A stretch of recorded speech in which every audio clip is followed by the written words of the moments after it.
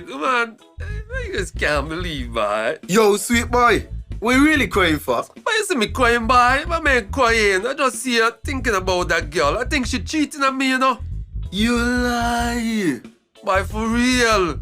A couple of weeks ago, right? She come telling me how I'm too sweet. And that I just make she belly roll and I got her thighs rubbing. What is that? No, man. But yes. Look, she tell me, right, that we need some time apart. To be honest, I wasn't too concerned about that because you know how the girls and them, they're addicted to me sweetness. But then I see she the other day. And the girl looking so good, looking so fresh and so lean. Boy, you sure she addicted to you? But yes. But wait.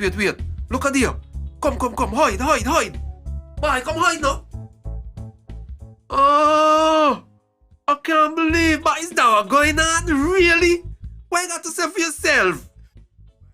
Drink some water, share some love. Tell your body you're sweet enough. Drink some water, share some love. Tell somebody you're sweet enough. Drink some water, share some love. Tell your body you're sweet enough. Drink some water, share some love. Tell somebody, hey.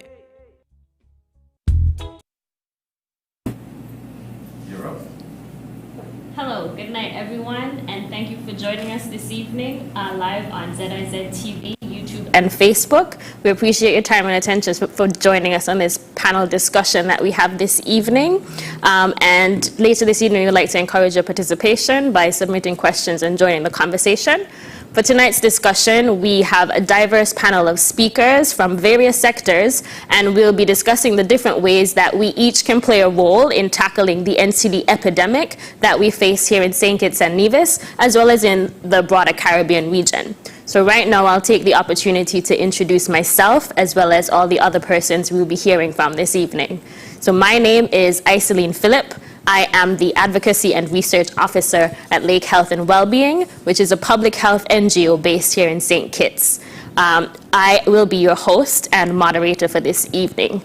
So first, I'd like to have the pleasure of introducing Dr. Marissa Carty, who is the NCD Program Coordinator for the Ministry of Health. Thank you, Dr. Carty, for joining us this evening. We also have joining us virtually a very familiar face. We have Dr. Pierre, who is joining us in his capacity as the Vice President of the St. Kitts and Nevis Medical and Dental Association. Thank you, Dr. Pierre, for joining us and connecting. Present here in the studio, we have, to share ideas from the perspective of the media, Mr. Huie, who is the News Director for SKN Newsline.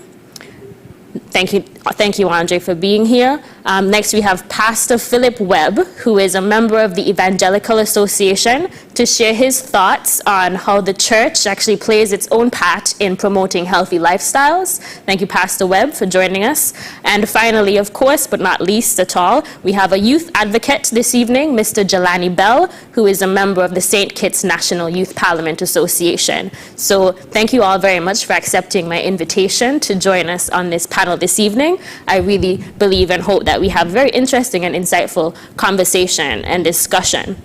So, as I mentioned, what we're talking about this evening is non-communicable diseases and really finding out ways that we can all work together to prevent and control and combat and tackle this epidemic that we're hearing about and that we know that exists. So I want to actually start with Dr. Carty this evening and ask her to tell us actually what non-communicable diseases are. We also know them to be called NCDs. So Dr. Carty, if you can tell us what are NCDs and why exactly are they so concerning for us here as a nation and as also for the Ministry of Health as a priority area? A pleasant good night to everyone who's listening, and thank you, Isalean, for the opportunity to share this information this evening.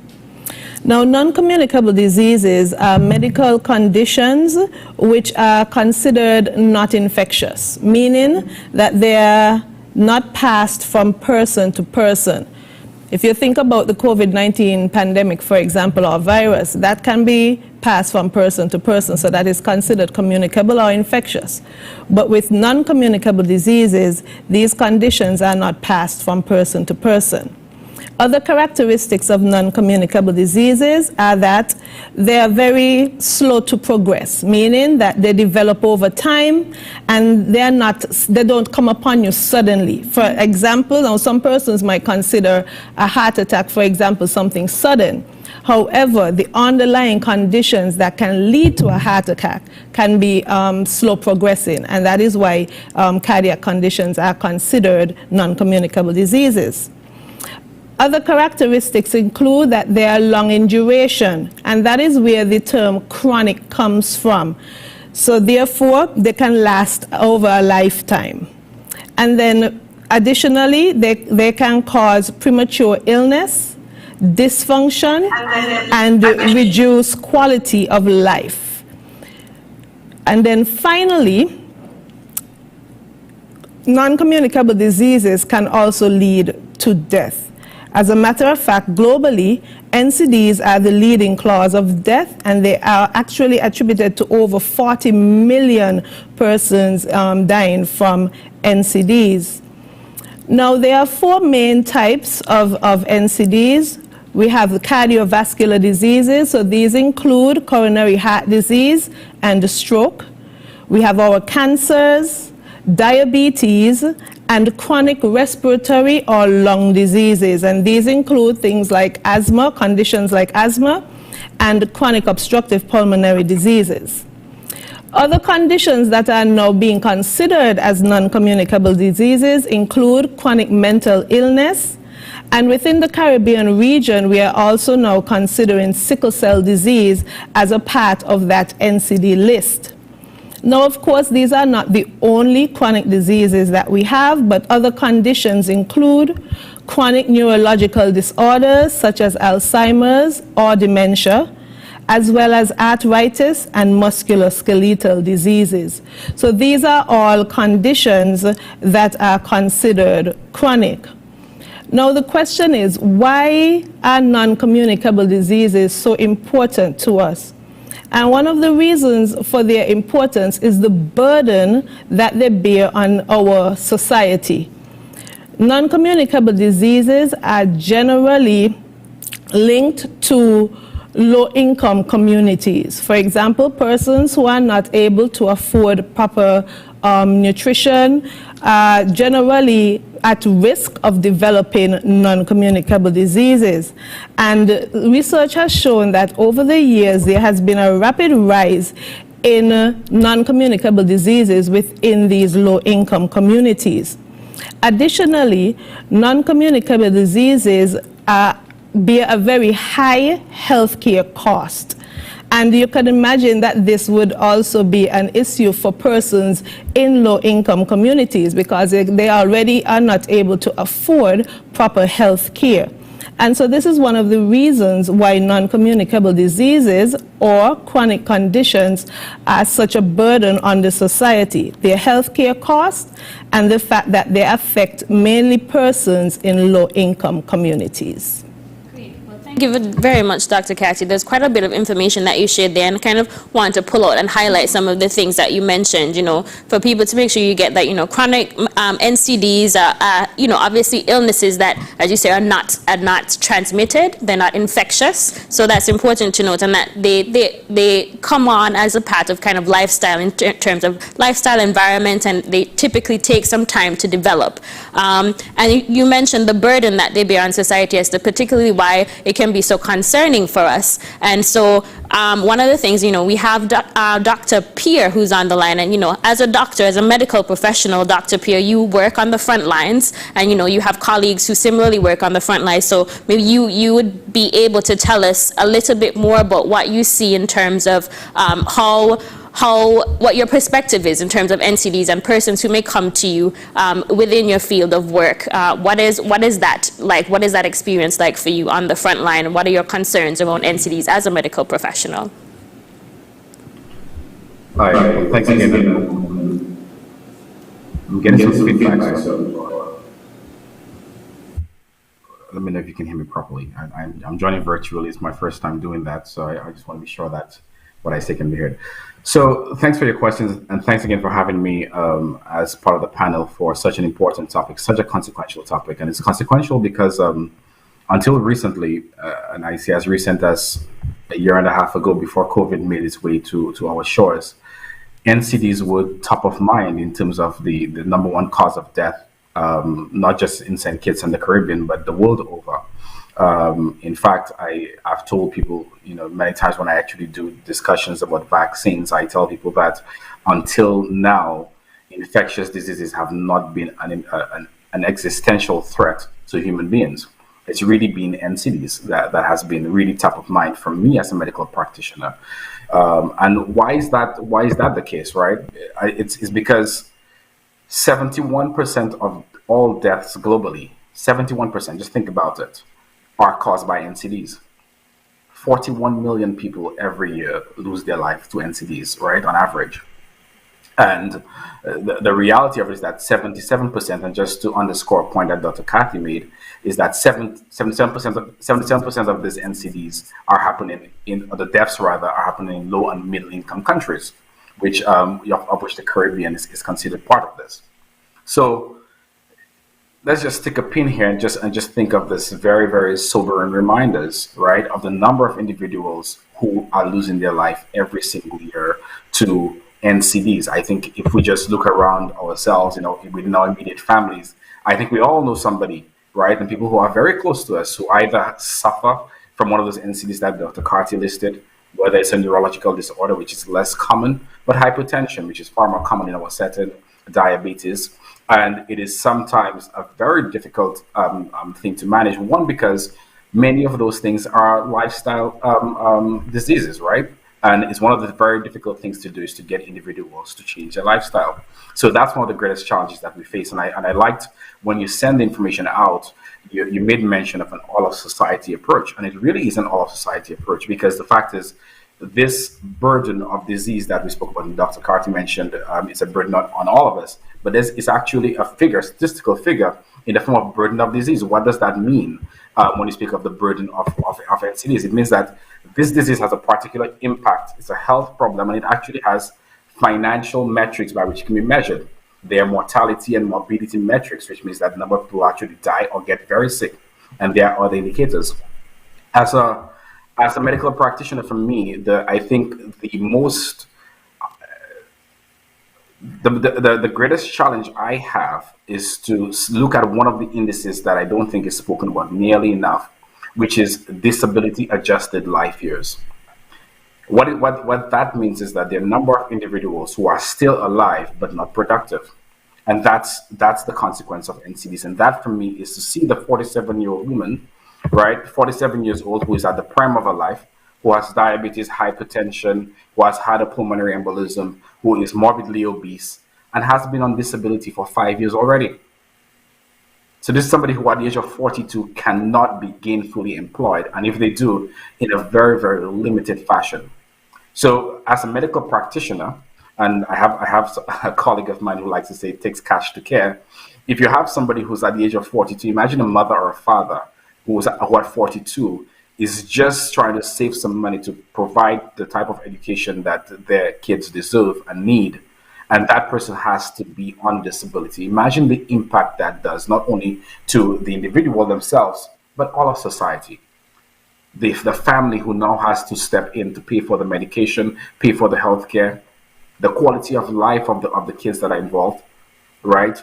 If that person is gainfully employed, just think of the number of sick days that person takes, how unproductive they become.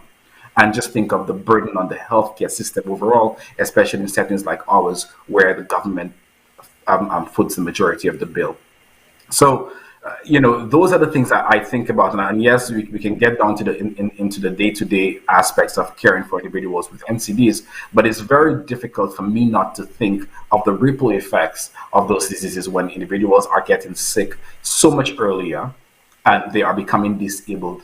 They are alive, but what I always say is that they have a lot more years in their life than life in their years, right?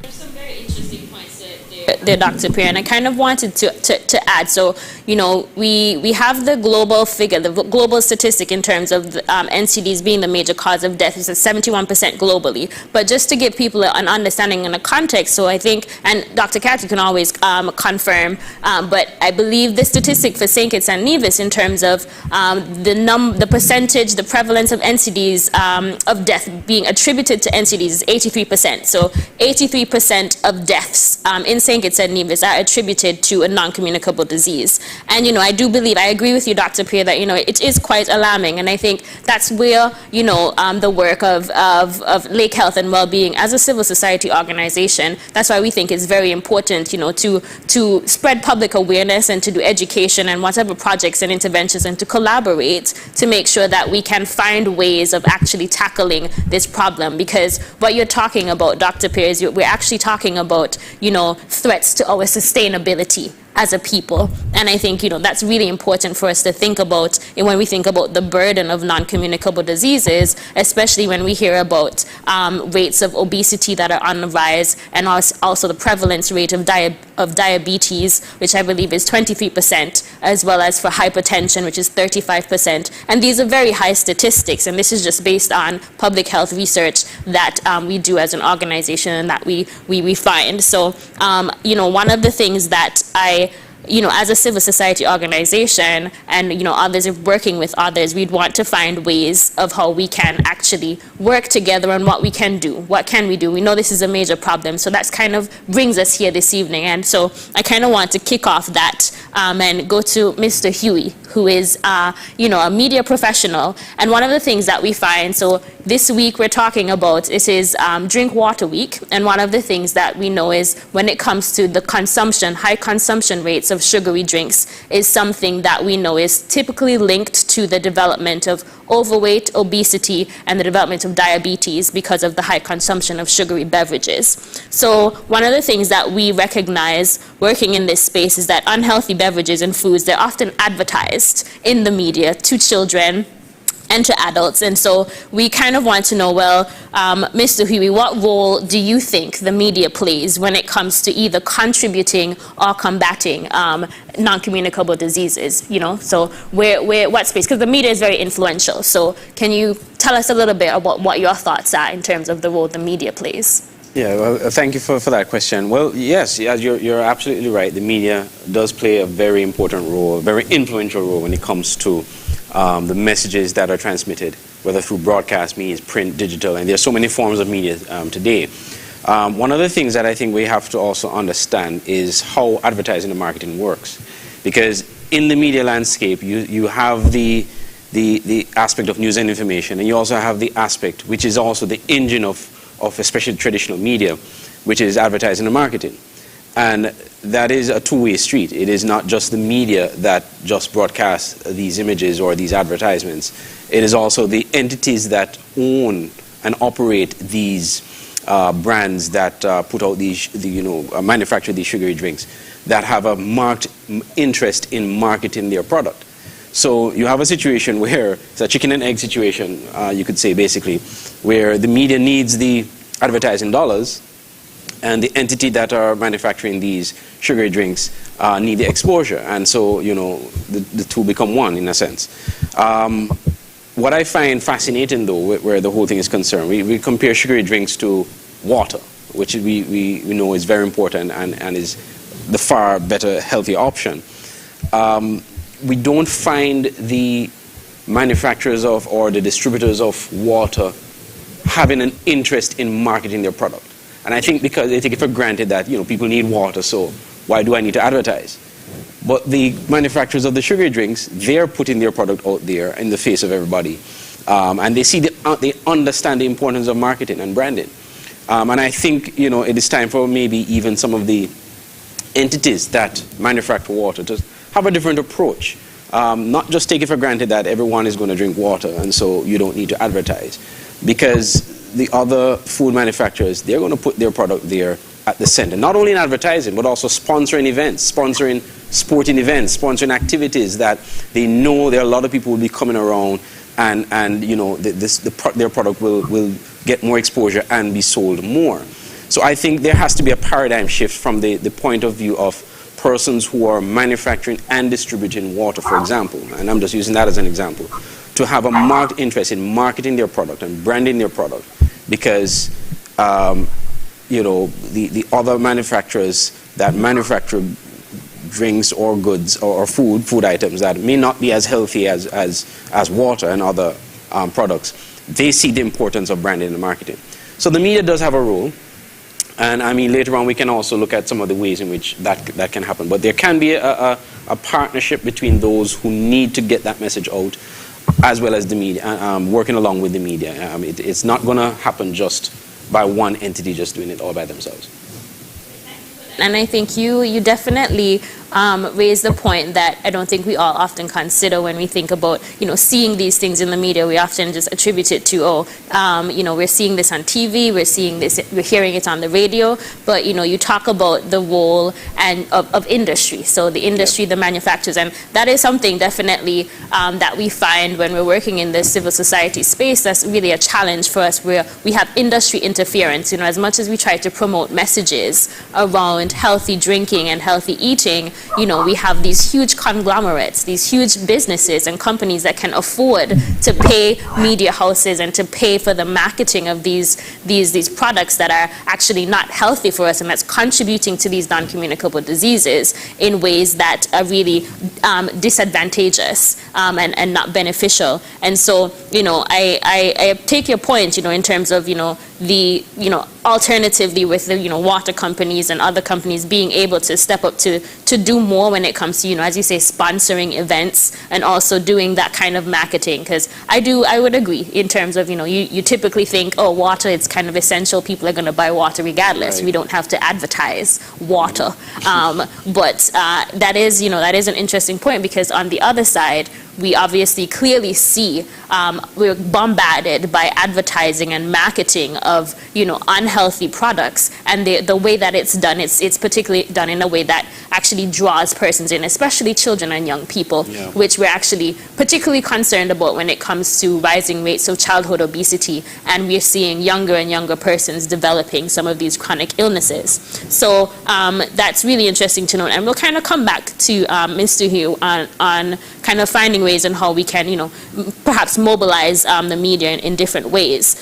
So I kind of want to move on and, touch Pastor Webb a little bit and invite him to give us a little bit of perspective now. We know when it comes to being healthy and promoting health and wellness, I think the church is very central to our societies, particularly Caribbean society. It's still very central to who we are as a people. There are a lot of persons who subscribe to Christianity. And so, Pastor Webb, do you think the church and spiritual leaders have a role to play when it comes to promoting healthy lifestyles and combating and tackling non-communicable diseases?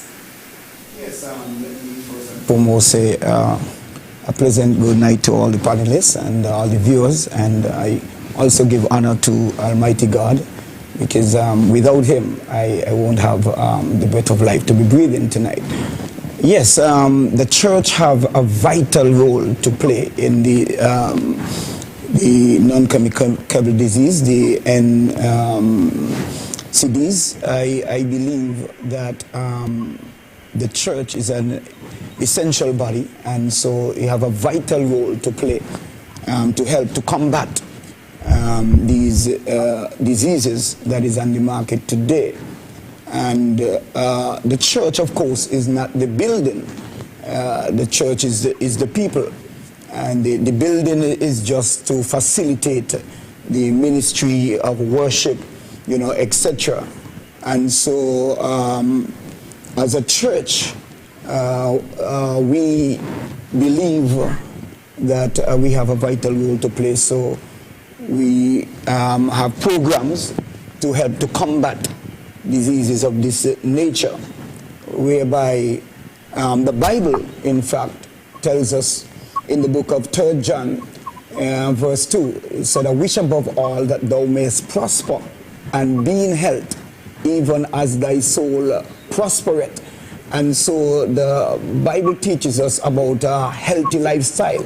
So we are to promote a healthy lifestyle. especially in times like these, as one of the leading cause of death, is hypertension, high blood pressure, and this is a silent killer. So it is imperative that we be able to tackle this problem. But we have to change our eating habits, bad eating habits, because a bad eating habit is just like a flat tire. It can't get you nowhere unless you change it. And so we promote a healthy lifestyle by eating healthy from God's pharmacy. Because back in Genesis, it's interesting that God created a garden and made land and sea way before he made man. So he provided a garden. And when you look at even grapes, which is a very important food to eat that could help combat the problem of high blood pressure, etc. If you notice that grapes, it hang in a cluster, and each grape look like a cell. And so all the different cells in the human body, you have the platelet cells, the plasma cells, you have the white blood cell, the red blood cell, and each grape, represent, a cell. So scientists also, proven that eating grapes is it helped protect you from heart disease and stuff like that, and hypertension.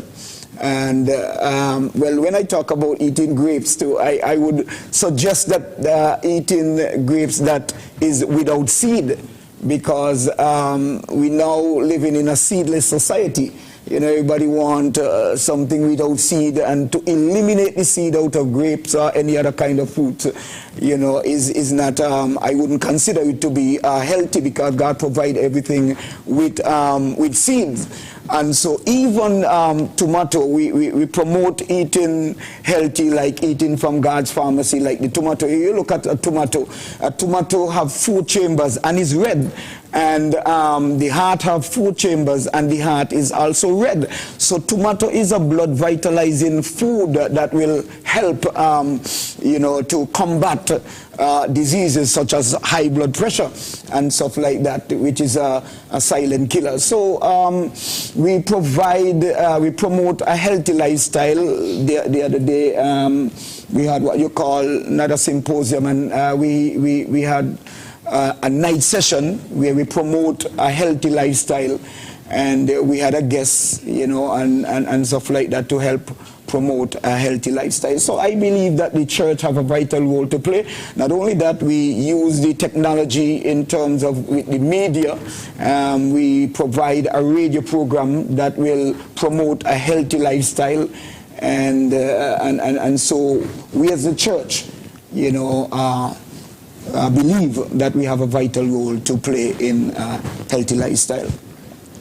Very much, Pastor Webbe. It's really good to have you join the panel, because you're kind of giving us the spiritual interpretation of what it means to be healthy, and as somebody who is spiritual themselves, we know that we're called to take care of God's temple, and that's part of it, as you say, making sure that we feed ourselves and nourish ourselves with the natural foods that grow, that grow on the earth that's provided. And so it's really good to hear just the ways that you're able to link spirituality to being healthy and promoting healthy lifestyles. So, we'll definitely come back a little bit to hear about some other initiatives that you mentioned in terms of what the church and what, persons in the Evangelical Association are doing to help educate and do that kind of education and information to help encourage people to be healthy and do better. But it's really good to know that the church plays that very essential role in trying to really promote and help people to understand that being healthy and eating well is also spiritually enriching for them as well. So thank you for that. Now, we have Mr. Jalanie Belle. So you, as our youth advocate, we know, so one of the things that I can say, statistics, I've always got the statistics in the back of my head. Research is something that I spend quite a lot of time doing. So statistically, we know that when it comes to childhood obesity, we're seeing rates on the rise. In St. Kitts and Nevis, the prevalence rate for childhood obesity is 33%, which equates to every 1 in 3 children is considered either overweight or obese. Now, as a youth advocate and noting these statistics, is this particularly alarming to you? So for young people, the future of the nation obviously rests in your hands. Is this particularly alarming? What are your own views in terms of the NCD epidemic and what you're hearing and what you've heard so far, just in terms of where we are at as a society and even as a region and globally when it comes to non-communicable diseases and the threat that it places on us and on our parents who may have NCDs, because then the burden becomes on us as the young people to take care of parents who lose their productivity, as Dr. Pierre was mentioning. So is this alarming to you? And what are your views on it? Well, thank you, Isalean, for that question. In the long and short, it is very alarming because a lot of our young people now these days are facing obesity. And the consumption of these sugary drinks, as Dr. Pierre said, it's a lifestyle decision that they make. And with that lifestyle decision constantly being made, it affects the outcome of the individuals. So for them to be able to provide for the future, it's a problem because they then are disabled at a very early age. So they're not providing for the economy, they're not providing for their families in the future, and then they put a burden on the government to take care of these individuals. So it is very alarming to see a lot of young people going through these NCDs, and it is extremely shocking to see that we have 33% of young individuals undergoing these NCDs. So to me, yes, it is a problem that we have to face. Come back to you just in terms of finding out what you think we should do. So we have a problem, and obviously as young people and as youth advocates, solutions, the innovative solutions, typically we try to find out from you. So but we'll circle back. I want to turn again to Dr. Carty. So we've heard a little bit about what different sectors are doing, but we know, as you mentioned, Dr. Carty, this is a priority, and recognizing because of the burden that it places on us as a society and on the government, because we have to obviously, I believe, quite a bit of health expenditure goes into treating persons with non-communicable diseases. So can you tell me a little bit about how the Ministry of Health and the government extended what is being done in terms of finding programs or initiatives to prevent and control the development of non-communicable diseases, and particularly in terms of public consumption of sugar-sweetened beverages, which we know is one of the leading factors to contributing to obesity, which as a risk factor for NCDs. Mm-hmm. Okay, thank you, Isalean. So one of the main pillars of the NCD program is prevention. And this is being able to provide information to the public about how best they can develop or maintain healthy habits in order to live a healthy life.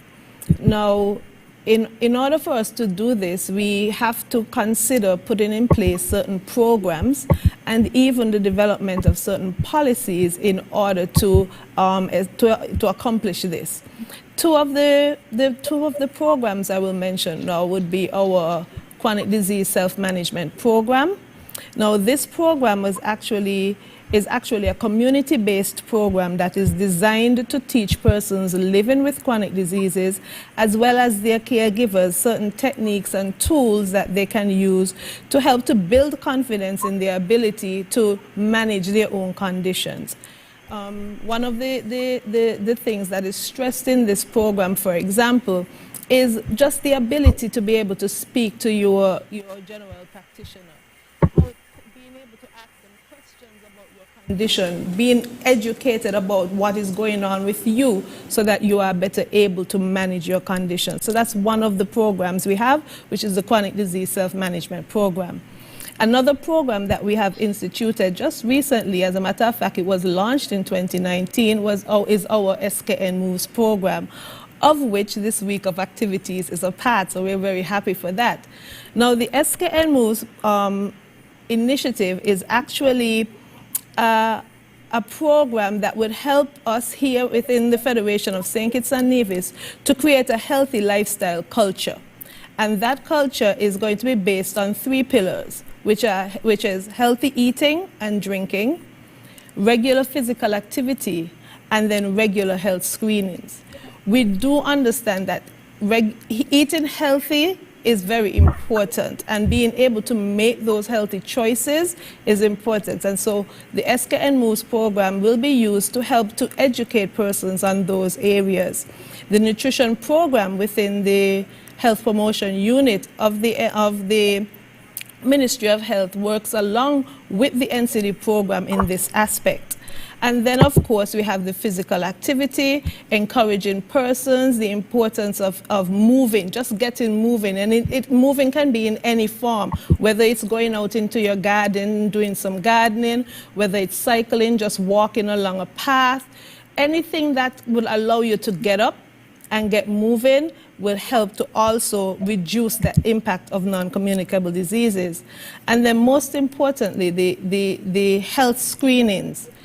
Early detection of certain conditions or certain risk factors within an individual can also help to prevent the onset and also the progression of certain conditions.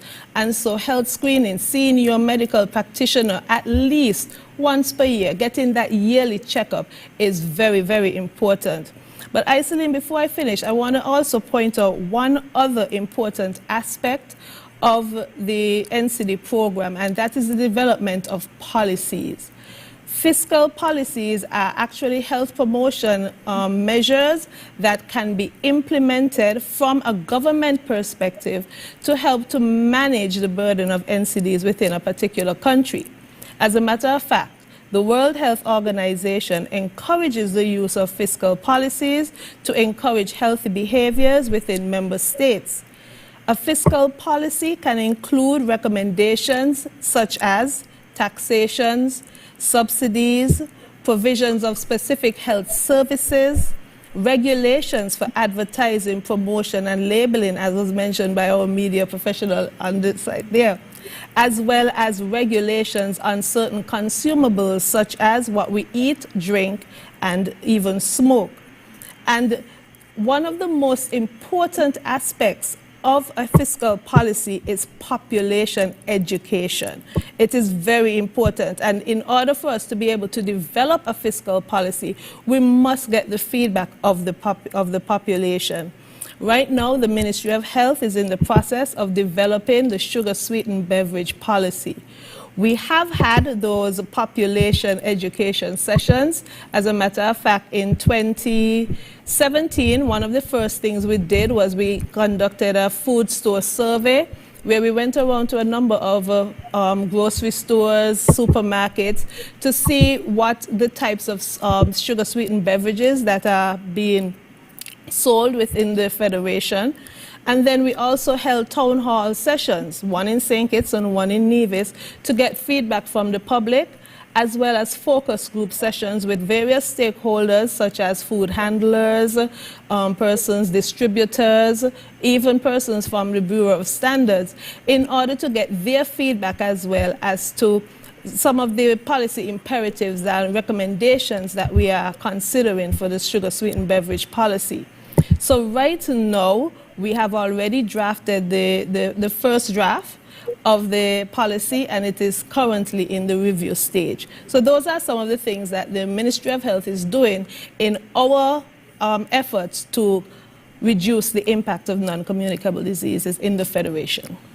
Great. Thank you so much, Dr. Carty. I'm always very pleased to hear about policy development, because that's the space that I'm very familiar with and that I work in. And, as, for us at Lake Health and Wellbeing, we're big advocates for and supporters of, the development of the SSB policy that we know the Ministry of Health has drafted, is in the process of approving and having reviewed. And so, I want to, we'll talk a little bit about about some of the policies that you may have mentioned, that you did mention, but I want to ask Dr. Pierre, since, he's on the front line, and we hear all these things that the Ministry of Health is doing in terms of interventions, programs, initiatives, and of course policies, which are all very important, which are all necessary. But from your perspective, Dr. Pierre, since you as a medical practitioner, where do you find the challenge is really, especially when it comes to patients? And you have patients, I think, times of conversations that we've had before, you've talked about you have the revolving door. And so what types of interventions do you think are most needed at this point in time, based on your experience of treating patients or having to treat patients multiple times for the same things? What would be the recommendation of medical practitioners based on what to be true working on the front line with patients with these diseases? What do you think would be most effective? What would be your recommendations? Thanks, Isalean. Great question. And I think I just want to touch on some points of some of the panelists. For example, Pastor Webbe, who spoke to the fact that, as you articulated, spoke to the spiritual aspect of NCDs and why they matter. And I think you sort of summarized this quite nicely by referring to the body as the temple of the Lord. And I don't know that any of us would worship in a temple that is unkempt and disorderly and disorganized. So it's fascinating to see sometimes what we consume. It's fascinating to see the state in which we keep our health, and expect this is the place that God resides or worships. And I don't want to get into the too spiritual thing, because that's not my forte. But one of the things I do think is important, and here's the challenge we face. The challenge we face is that I spoke earlier of the fact that these are lifestyle diseases. Lifestyle meaning that they develop slowly and over time. So the child, for example, a young child in your house who is used to eating a high carb meal, or perhaps has been rewarded with pizza or whatever, or the fast food, or whatever or the meal that child is rewarded with, that is now the reward. That those foods are now attacking the reward centers of that child. Imagine that child who now has his or her own source of income and can now reward themselves on the daily with those meals. What's going to happen? It's going to be very difficult to separate these individuals from their style of eating. I could speak ad nauseum. This one touch sort of interaction that I have with someone in an emergency room or in the hospital alongside their bed. At that point, when people are sick, they will commit to anything. The minute they start feeling better, they go back to what is natural. And that's why it's so important to engage the rest of civil society to continue to reinforce those things. So the media, for example, drinking water is an essential thing to be airing, right? The church is a microcosm of the rest of society. The church is known for its community aspect. And I've always said to myself that the church is perhaps the place where there should be a farmer's market, where people have access to healthier. The church perhaps should invest in a farm and get individuals to go there, plant, and then, because one of the things that makes it challenging for individuals is the cost of eating healthy. Most individuals cannot afford to eat healthy, right? It's very difficult if you have 5 kids at home and you tell them eat broccoli or spinach, right? That doesn't fill anyone's belly. That's the reality we face. So sometimes we have to look at the socio-economic determinants of health, or the social determinants of health, right? That somebody who lives on average income or below average income has a challenge going every day and buying the things that we consider to be healthy, because one, they're not readily accessible, and they're too costly. So the question is, how can we engage the rest of civil society to offset some of those costs? How can we engage? How can the church invite us as medical practitioners into their congregation more often? Not ever so often that there's a diabetic day or hypertensive day, but with some degree of regularity to continue to bring that message home, to drive that point home. And not just medical doctors, I'm talking about nurses and talking about individuals like yourself, but the importance, the reality is that we have to take this seriously. And here's why it matters to me as a medical practitioner. We cannot appropriately treat a number of those diseases because we do not have the type of specialized care that is required for it. A person who has a stroke or a heart attack, the door to needle time, the time between the person gets that stroke and gets a needle in them with the right medication that is to happen is usually 0 to 30 minutes. Which means that the ambulance needs to pick up that person, get them in, and there must be a medication to actually treat somebody who has a stroke and has a clot, or somebody who has a heart attack. We don't have a cardiac center, or we don't have a stroke center, and maybe we never will because our economy does not allow for it. So curative health is not going to solve our problem. It has to be preventative. We have to go back to the basic things. We have to engage our practitioners, like Dr. Carty said, with more regularity, right? We have to get everyone on board, everyone, for the gentleman here from the Youth Parliament. This is where we have to start working before it's broken. Because once it's broken, once somebody starts with hypertension, by the time you've told somebody they've had hypertension, they've already had it for 5 or 10 years. Right? Because the heart begins to accommodate and the cardiovascular system remodels itself to accommodate this. And by the time all the complications start setting in, like heart failure, and the same thing for diabetes. By the time you tell someone that they're diabetic, the end organ damage, the kidney, the retina, all the other pathways, the nephropathy, the neuropathy, has already begun to set in. And at that point, all you're trying to do is prevent the complications. So as medical practitioners, the job of Medical and Dental Association is to ensure that our members are equipped with the right information, up-to-date information, because those things evolve over time. But I think it's really important for us to recognize that it's impossible for doctors to do this alone, nurses to do this alone, or Dr. Carty to take this on her own, or for you, Isalean at Lincoln Health and Wellness, or Pastor Webbe.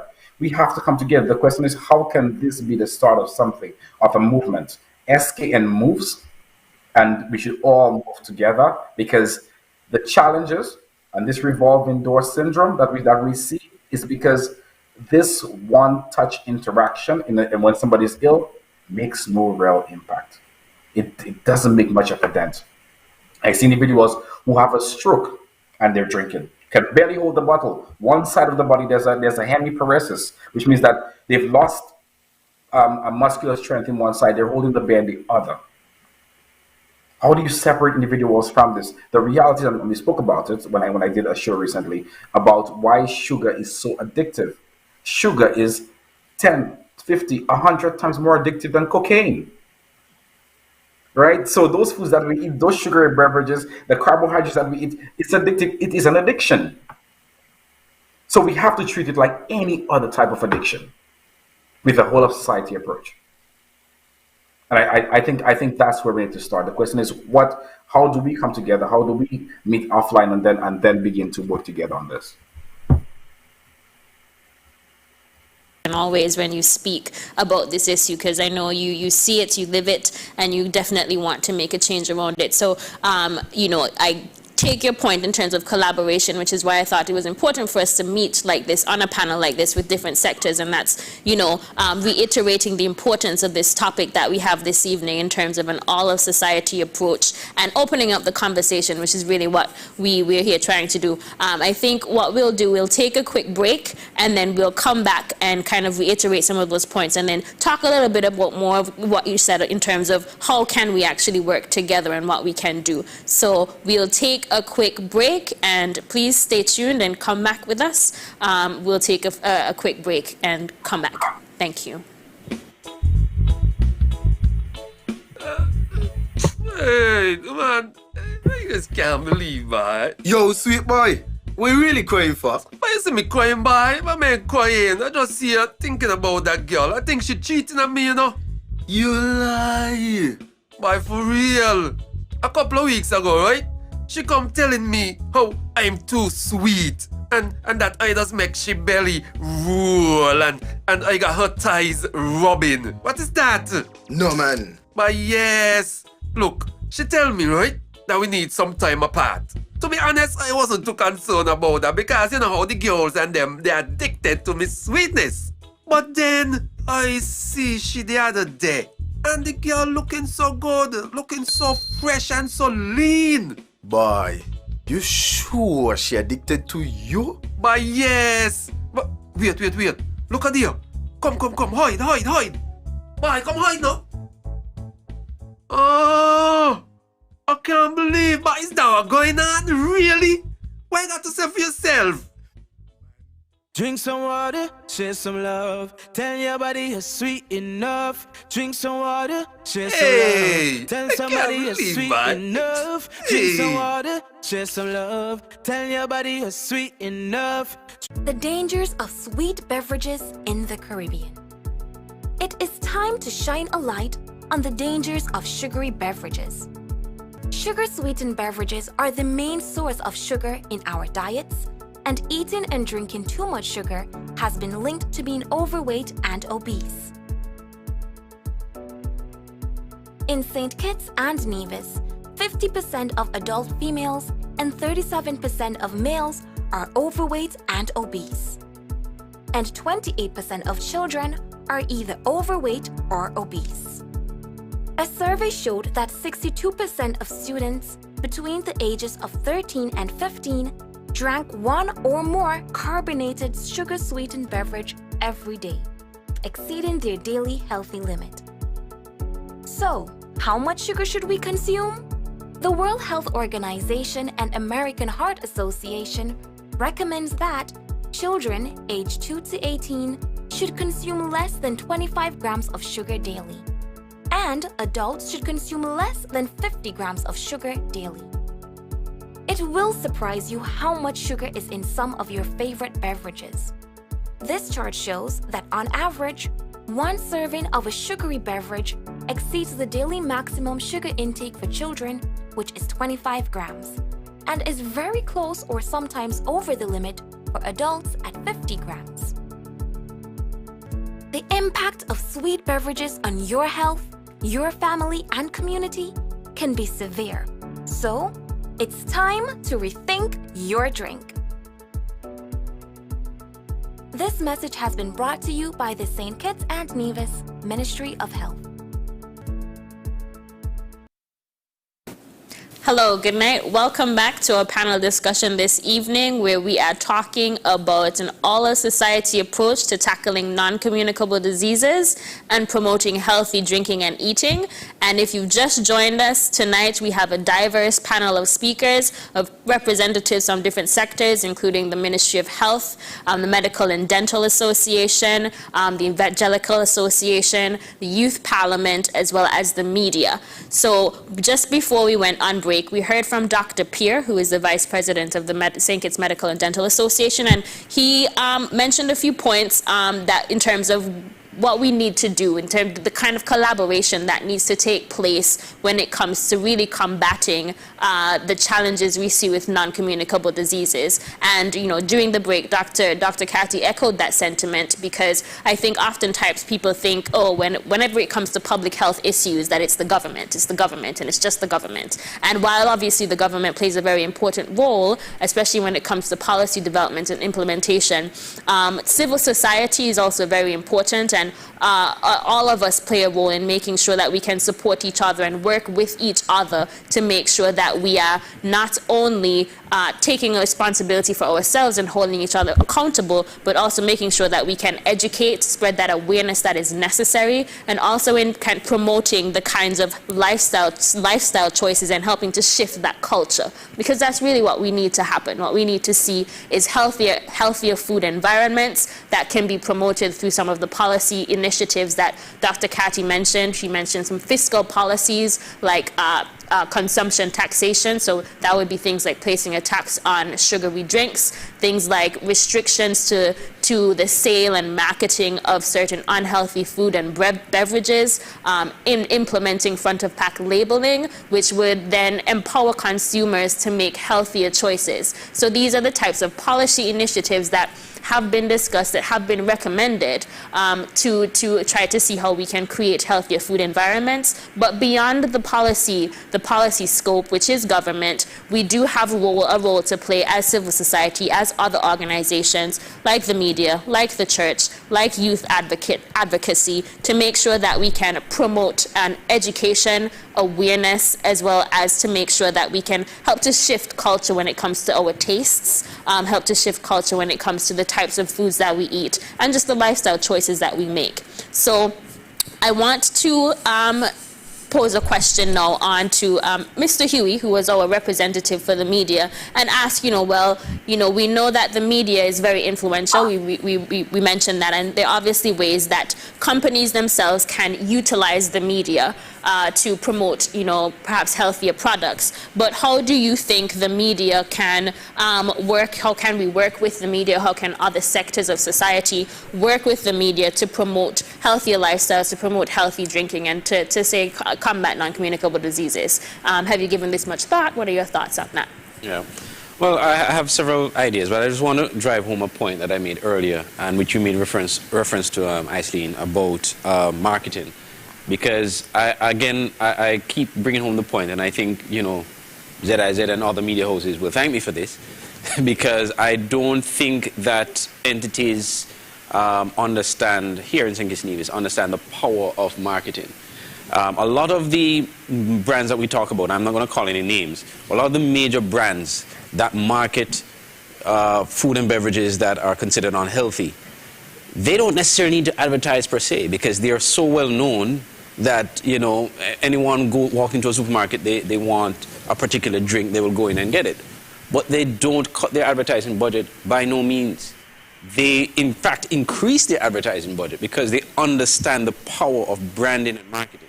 They understand that when somebody's thirsty, rather than picking up a bottle of water, they will go for that particular drink because it's always in your face. You drive along the road, you see a billboard, it's there. You watch on TV, it's there. You listen to the radio, you hear them.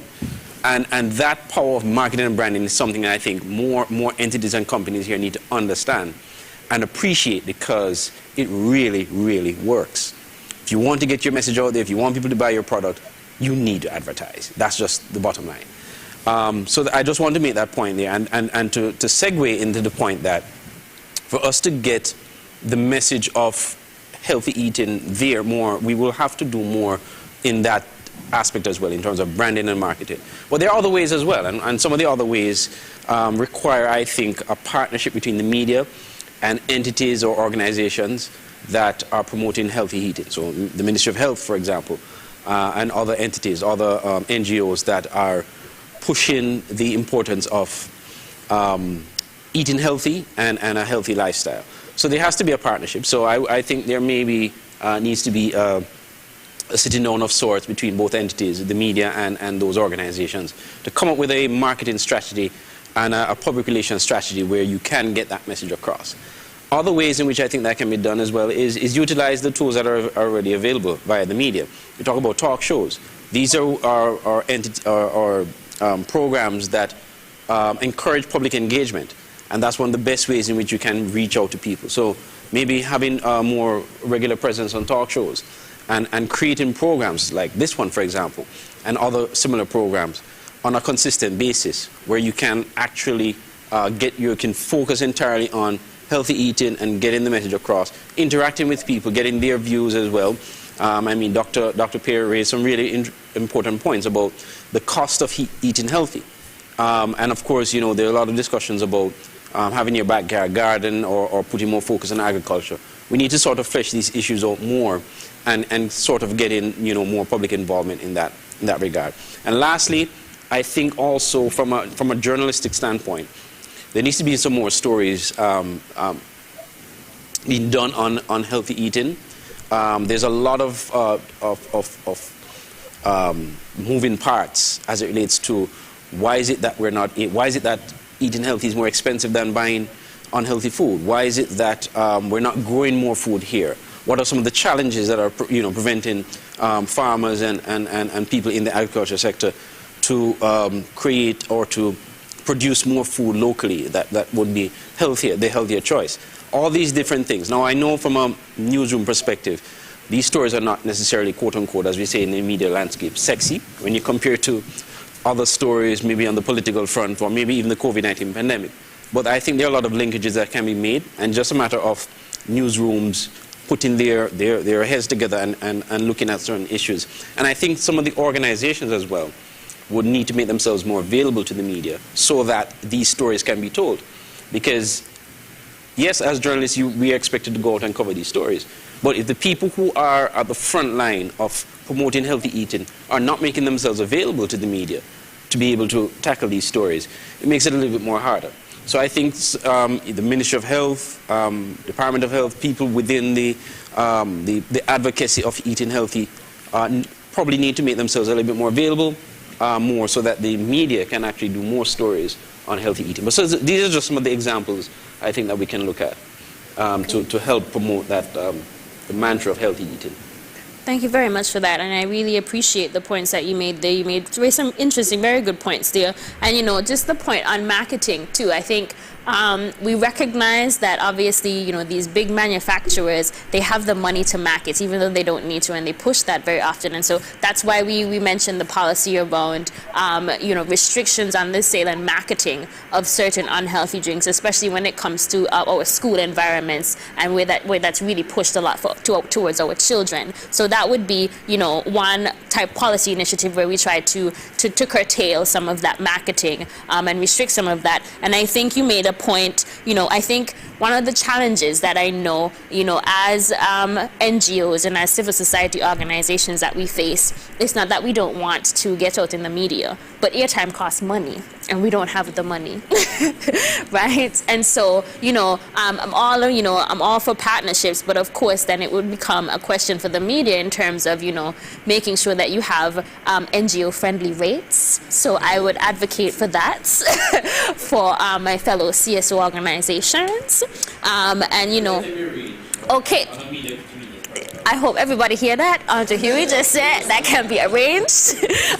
But you know, I think in all seriousness, it is important to recognize that, you know, we're all for making sure, I believe, you know, people would love the opportunity to raise awareness about health and wellness, especially, you know, when we think about NCDs as all incorporating, not just physical health, but also mental health. And we're recognizing that a lot more as well. And so, you know, those partnerships are definitely encouraged. And we take the point, you know, in terms of there being more stories. Definitely happy that you were able to join us this evening and you said yes to the invitation, because definitely agree that, you know, having more airtime and making sure that we can connect and have more of these conversations so that we can promote the messaging and help to get it in the airways is very important. So thank you so much for your contribution there.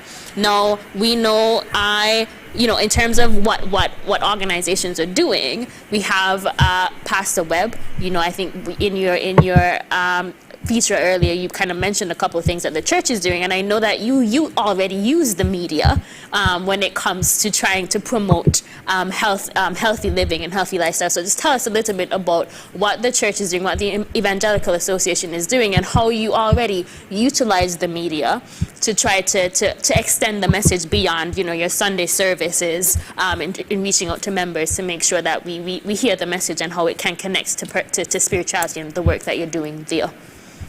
Yes, let me also make mention of Dr. Pierre made a very valid point in terms of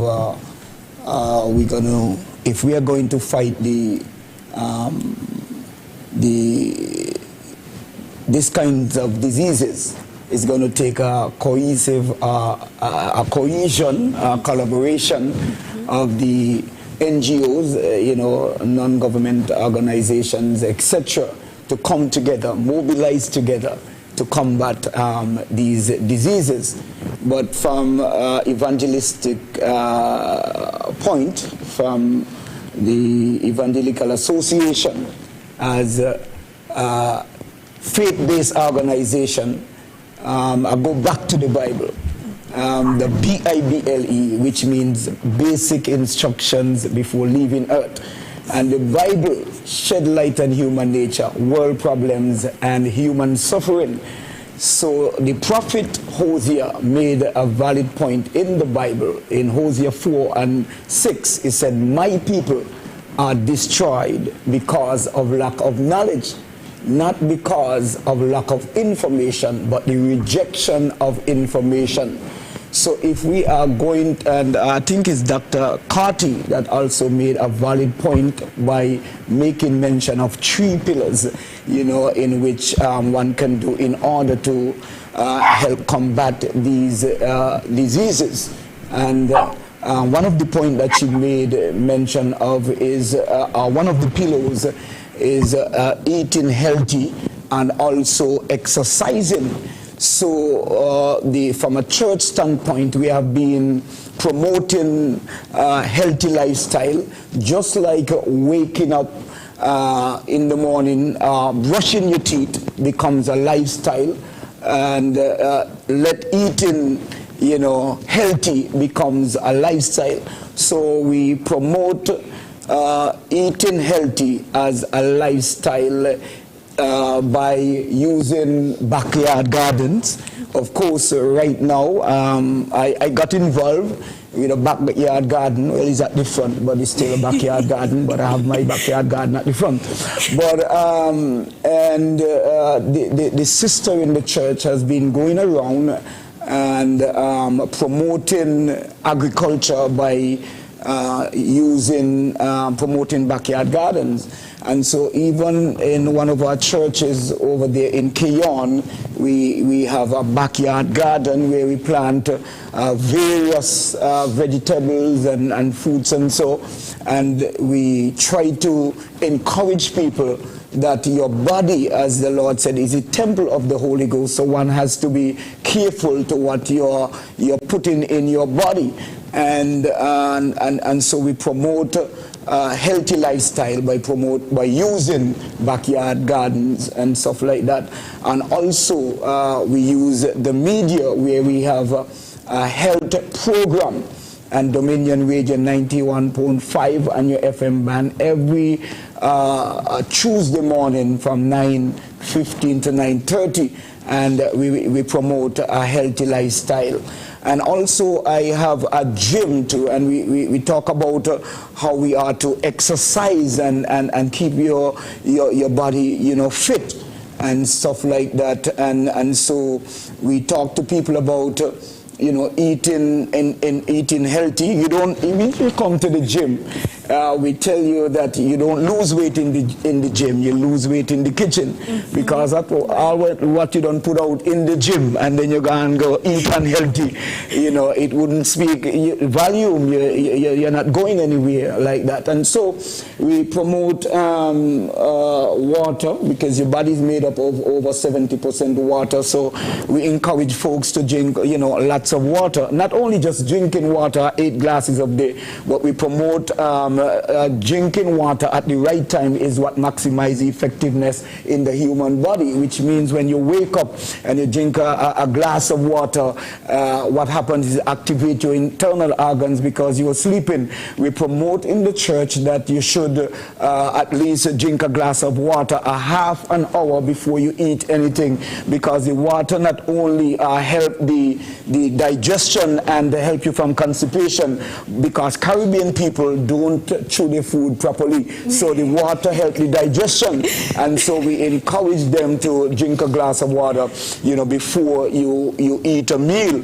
And we also encourage them that while you're eating the meal, it is instead of just eating and drinking, allow your body to consume the nutrients of the food that you're eating, and then you drink something afterwards to wash it down. But we also promote instead of something cold, because we believe that coldness clogged and it equal to cancer and stuff like that. So we promote drink something room temperature, a hot soup or something of that nature, so that what you're consuming would not be of any effect to the body. So I believe that as a church, we are promoting a healthy lifestyle in terms of backyard gardens and eating healthy and exercise.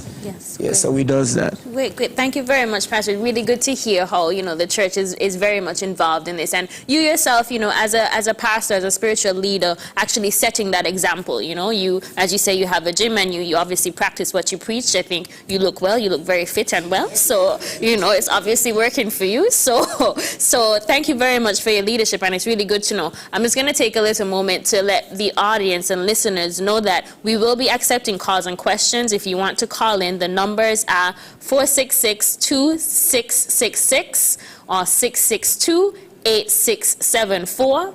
767-4765, and internationally it's 1-239-645-1500. So again, if you want to call in and join the conversation, share a comment, or have a question, it is 466-2666 or 662-8674 or 767-4765. Or internationally, 1-239-645-1500. So we'll leave that there, and then I will jump to our youth advocate, Mr. Belle. So you've heard a lot here from everybody in terms of, the different ways that different sectors are playing their role. So, I know as a youth parliamentarian, youth parliament, you often do debates, and you often, contribute to different topics. You're often on Inside the News, and, sharing views in terms of what you believe government or policymakers should do or could do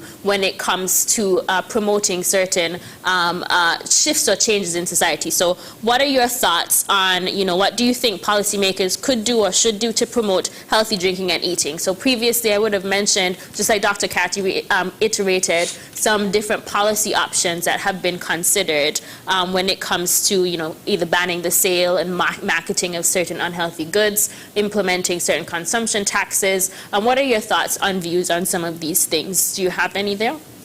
Well, honestly, most of the problem we face with these policies are that unhealthy foods are very much cheaper than healthy foods. Mm-hmm. And the problem we have, if we don't tax the unhealthy foods, then youths especially gravitate to something that they can afford. And as Dr. Pierre would have stated, it has become a award system for them. So every time they do something good, they get something sweet, or they get some junk food or something that they like. And if that keeps occurring, then what would happen when this young person is able to provide for themselves? Mm-hmm. So if the policymakers can implement taxes upon unhealthy food to kind of disencourage persons from going down that lane, then it would cut the amount of effect that we have of young people developing NCDs, mm-hmm. and it would help to boost our own economy, because now that we cut the risk of NCDs, these young people can actually work for longer time, which can actually put more money back into the government's pocket. Mm-hmm. Mm-hmm. Another way that policymakers can actually implement is subsidize the cost of healthy foods, because one of the problems is that people can't afford the healthy foods. Mm-hmm. And if the government chooses to subsidize these costs, then it would automatically help people to more gravitate towards these schools. Because, okay, if I'm going to buy something here and I will get a little price off, of course I'm going to buy it. Because we know when these supermarkets have their sales and what's not, these things disappear off of the shelf very fast. So if the government subsidizes the cost of healthy foods, then that is the same effect that it's going to have. And also, I do strongly believe that government needs to develop and invest in the physical education aspect of the schools to encourage young people to actually exercise more and be more active as they come along. A lot of our young people are nowadays, we trying to have them exercise, and they're coming up with excuses, or they're asthmatic, this and that, and these are reasons why they should exercise, but they don't see it that way. They see it as fact, these are reasons for me not to. So if we encourage them to be more active, the ministry encourage them to be more active and help to limit the cost of this NCD epidemic, then it would probably help us a lot in that aspect. Great. Well, thank you. You definitely made a great point there when it comes to, I think we can all agree that when it comes to, I think, and this is a global trend, global phenomenon. Wherever I've gone, I've lived in a few places in the world, and the healthier option is always the more expensive option. And you kind of have to wonder why. I don't know. But it is a global food system problem. And, I do definitely agree that, if there are opportunities to subsidize healthy foods, that we should definitely take it. Because one of the issues that we know that we face, and especially, as both Dr. Pierre and Dr. Carty mentioned, it's, persons in the lower economic strata who are most susceptible to developing NCDs. And you typically, they develop the NCDs, and then they don't even have the funding or, the budgets to be able to care for themselves. But from the outset, they don't actually have the money to actually afford healthy food. So it's kind of a, it's a lose-lose kind of situation. And so I do believe, when we talk about connections and collaborations, I think even within government and our sectors, agriculture needs to talk to education needs to talk to, we often operate in silos, but we need to begin talking to each other to find ways of how we can actually make healthier foods more affordable and accessible, because that is certainly one of the challenges that we find, that the research does show, that, when it comes to accessing healthy foods, it is a challenge. And then I think, Jalanie, you mentioned, even in the schools when it comes to physical education, I think, part of culture change is obviously education and information and awareness. And, Pastor Webb highlighted, the challenge is not that, information is not available, but it's knowledge and the rejection of that knowledge. And I do believe, health and wellness curriculum is very important in our schools. And I do believe there is a small aspect of that. But when it comes to promoting healthy lifestyles, I think it definitely needs to be something where we educate and inform from very early on. So the messages that we have around the dangers of sugary drinks, which is part of the You're Sweet Enough campaign that Lake Health and Wellbeing is executing, is to make sure that messaging is also going into to not just the adults and the public, but also as part of our education for our younger generation, so that they understand what it means. And, not only to have backyard gardens in our churches and in our homes, but, why not in our schools as well, so that we begin to cultivate that kind of relationship with food and the things that we consume. I think that's really important.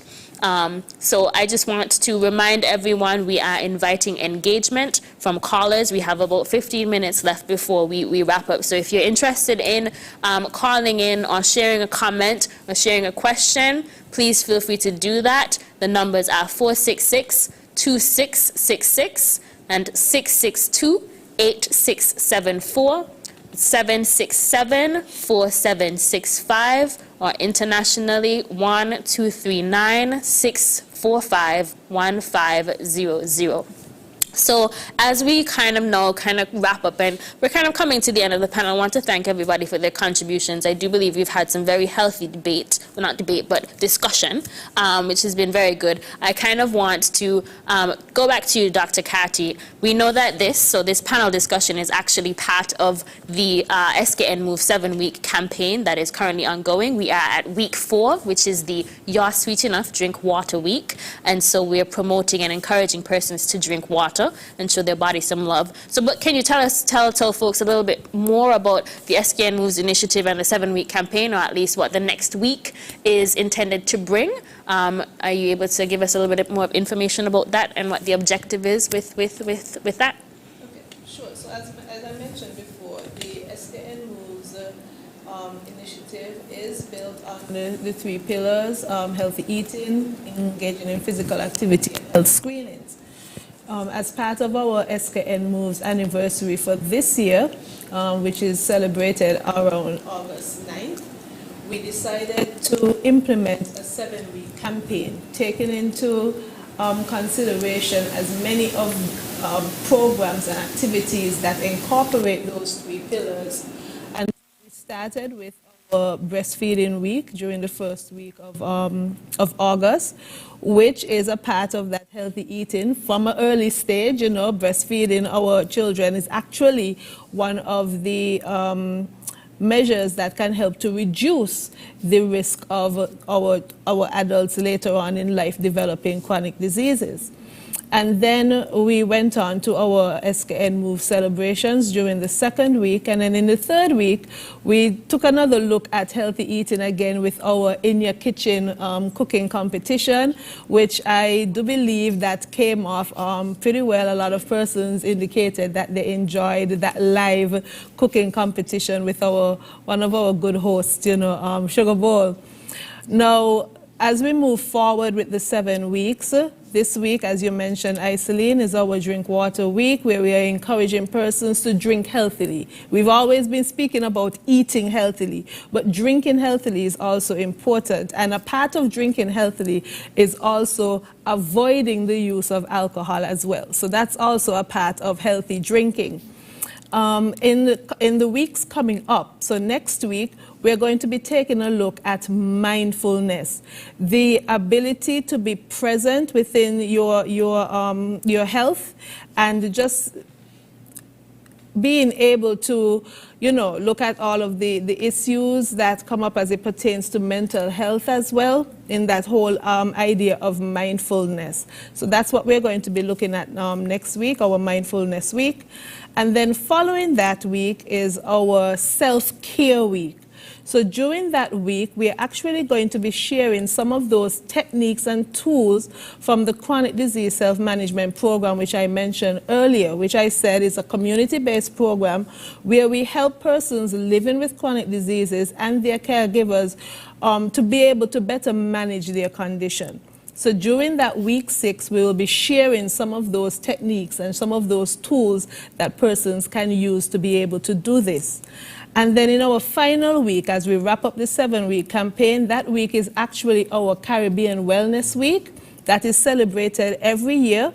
The second Saturday of September is usually Caribbean Wellness Day. This is actually a day that was established out of the Port of Spain Declaration of NCDs that was established in 2009 by our CARICOM heads of government. And so on that day, we will be having a panel discussion where we are going to be looking at persons living with chronic diseases and how those conditions impact their lives, and are looking at some of the other aspects and the other stakeholders that are involved in helping persons live with chronic diseases. And then following that, we'll have on the Tuesday, we have our National Fruit Day. These activities are also part of the Independence celebrations, and so we are happy for that. And then finally, to wrap it all up, we have our Sneaker Day and Soca Size on the 17th of September. And so I think so far, the 7-week campaign has been going well. We've been engaging the public have been participating in our activities, and we just want to ask you to continue to participate as we continue with our rollout of the 7-week campaign during weeks 5, 6, and our final week, Caribbean Wellness Week, week 7. Thank you. Thank you so much, Dr. Carty. I agree with you. I think I was watching the cooking competition for a little bit. I thought it was very, very, very good. I learned a little bit, and Sugar Bowl is always funny. He's always uplifting. So thank you very much for that. And just for persons to look out, so like I mentioned, we're in the 4th week, which is our Drink Water Week. You're sweet enough, encouraging people to avoid any sweetened beverages. And there's a challenge that is ongoing. So we're definitely seeing a lot of engagement, and we appreciate the public engagement over the course of all the different weeks of this campaign. So thank you very much. Your engagement is appreciated, even for tuning in this evening. I just want to kind of plug that there is one more event and activity taking place during this week, which is the You're Sweet Enough Week. Tomorrow we have a film screening with a small discussion on, it's a film about childhood obesity. It's called Generation XXL, and that is hosted by Lake Health and Wellbeing through our Zoom platform, but you can find information about that in the link to register. It is online. It'll be done virtually, so you can find information about that. Check out our Facebook and social media pages. So that's Facebook, Instagram, or even our website at lakehealthandwellbeing.com. So you can find us online and register for that film screening, which will be happening. That's tomorrow evening, 7 to 8:30. And it's a film that we'll screen, and then we'll have some discussion leads who will talk a little bit about some of the themes from that film. So thank you all very much for that support. Now, as we wrap up, I want to jump over to Dr. Pierre, who always nice to hear from, and hearing your passion about all of these things that we're doing. So what are, your final words, Dr. Pierre? You definitely mentioned some things now that we've heard from different persons in terms of the work that we see that they're doing and suggestions for collaboration. What are your final thoughts around what we can definitely do moving forward, and how we can continue to engage and continue to do more of these things? What are your concluding thoughts that you want to leave with us tonight? Thanks, Isalean. I I think my concluding thoughts would be to just summarize. I think we've given people a lot of information, and I usually say when the calls aren't coming in, it's because people are busy taking notes. And I think this is so consequential for anyone listening. So I imagine people are at their home and they're glued to the TV sets or their radios, and they're listening to the information here. I think you put together a really great panel to discuss this. Of course, 1.5 hours is certainly not enough time to discuss something as consequential as this. But I just want to summarize this by saying, from my end, I think we all have recognized, we either know someone in our family or we know a family member where we have seen the economic impact of a disease. What happens when somebody gets a cancer diagnosis? What happens when somebody gets a heart attack and perhaps need a triple bypass grafting, which can set you back $100,000? It's essentially, NCDs continue to increase that type of income inequity that already exists in so many societies. It will quickly deplete household wealth and increase health spending, while at the same time lowering labor productivity. So if you think of it, if you think of those things, you increase income inequity, deplete household wealth, increase health spending, and lower labor productivity. It is almost impossible to build a nation with those things being a constant threat to any sort of development agenda that you may have as a developed society. I think it's also important to note as well that, I spoke to the health burden, and I said that, health burden, if I were to summarize it, would be what is not just what is making us, what is killing us, but what is making us sick. Again, infectious diseases, if COVID wasn't a thing, we wouldn't be thinking of any infectious disease that is really an existential threat to us. So right now, it's not about what's killing us. We have done a great job as a world. As a world, look at what we did with vaccines. We came up with a vaccine in a record time when the world came together behind this disease, coronavirus, right? The COVID-19 pandemic. So the world comes together quite nicely, but the world now has a sort of a moral injury. There's a sort of a battle here between, pushing big business, right, and big business agenda and getting jobs for everyone, and at the same time whilst trying to keep people healthy. So this moral dilemma that the world has found itself in has resulted in us now living with more health problems that's causing pains, impairing our mobility, preventing us from seeing, from hearing, and thinking clearly. This is where we find ourselves, and we find that fewer and fewer people are walking around the streets of Bastille in good health. Those are the sobering reminders. And as a medical practitioner, as I said, we do our bit when we can, but I believe that the healthcare that really works is not the one that treats a disease, is the one that prevents it. In my 14, 15 years, when I practiced actively in emergency room, I would tell all my team when they came together, I said, guys, problems are best avoided than solved. And the same goes for those diseases. I think we need to come together, and it's not by any stretch of the imagination a simple thing to solve, as I said, but it is not insurmountable. I believe over time we can make those changes, and I believe we can get there. And I think it is imperative that we work together towards policy change and sort of and lifestyle change that would actually see the impact of this and the ripple effect of those changes downstream. So thanks again for having me on the show. I truly appreciate it. We'll wrap up our discussion this evening and reminding us, I think we've heard definitely from everyone on the panel. I'd like to thank everyone.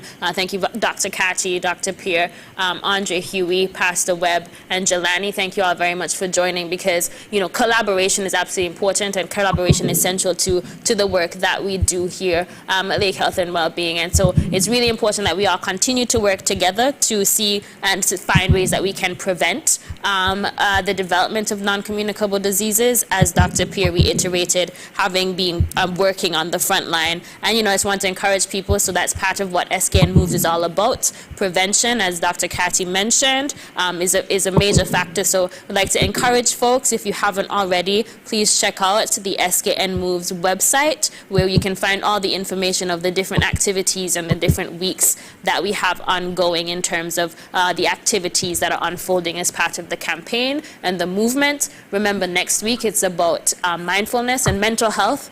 Remember that when it comes to mental health issues, those are also considered a non-communicable disease when we're talking about things like chronic anxiety and depression. So bear those things in mind, and we continue to work together and have these conversations and spread education and awareness. And I think we have commitments here from obviously persons working in the media, persons working in the church, and obviously from youth advocacy and development. And of course, the government is always here, and we know our medical practitioners are always at hand. So we'll continue working together, and you'll continue to hear more from us. So thank you all very much. If you're listening live via ZIZ TV, YouTube, Facebook, thank you for tuning in. Thank you for your attention and your audience. It's most appreciated. Thank you. Good night.